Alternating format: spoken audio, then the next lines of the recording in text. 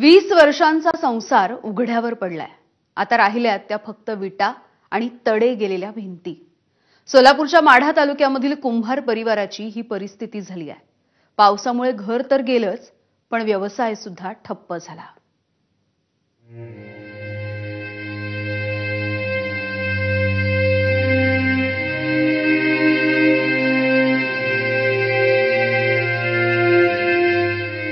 एरवी कोरडी ठाक असलेल्या सीना नदीनं अनेकांचा संसार उद्ध्वस्त केलाय।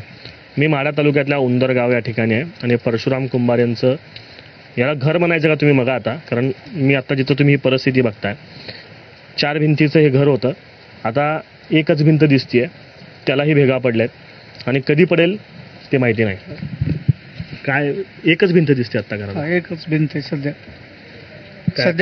एकच परिस्थिती, कारण पूर आल्यामुळे आधी अनेकाचे उद्ध्वस्त झालेत उंदरगावात आणि अनेकाचं घरांमध्ये पाणी शिरलेलं आहे आणि आमच्या पण खोलीला इकडून नदीकडून पूर्ण आल्यामुळे पाणी शिरल्यामुळे पूर्ण भीत पडलेले आहे आणि आमचं आता सध्या म्हणजे इतकं अवघड आहे सध्या की राहण्यापिण्याची खाण्यापिण्याची पाक मांडी कुंडी सगळं वाहून गेलेलं आहे आणि ज्वारी वगैरे सगळं पाक वाहून गेला। व्यवसाय माझा स्टेशनरी आहे, स्टेशनरी दुकान सुद्धा वाहून गेलेलं आहे सध्या। काय परिस्थिती होती त्या रात्री, सोमवारच्या रात्री तुम्ही म्हणताय, काय अवस्था? आता घर काही म्हणाला ना, घरच राहिलेलं नाही। घरच राहिलं नाही, आम्ही हाय असं पावसात भिजून राहतो, नुसतं अंगाच्या कपड्याशी हाय असावं। आम्ही पगारात झोपलेले होते, मी रात्री 2 वाजता आलो, कुठे बघितलं सगळीकडे सगळ्या भेगा पडलेल्या होत्या राखा घराला।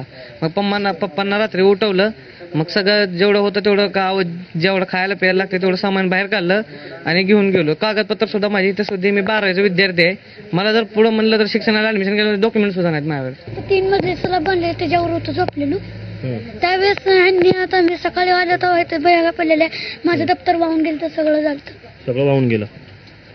आता काय शाळेला काय? शाळेला तर शासनाकडून जी मिळेल ती आम्हाला। सरकार बघतंय हे सगळं, सरकारला काय सांगणार असणार आहे निमित्तानं? सरकारने काय आम्हाला होतं तो जलद मदत करावी आम्हाला आणि आमचा घर प्रपंच आहे ते आमचा प्रपंच उभा करावा सरकारने, ही आमची विनंती आहे, कळकळीची विनंती आहे एकदम। ही अशी अनेक कुटुंब आहेत की ज्यांचं सगळं या पावसानं, या सीना नदीला आलेल्या महापुरानं उद्ध्वस्त केलेलं आहे। कॅमेरा पर्सन युकादीसह आफताब शेख, ABP माझा, उंदरगाव।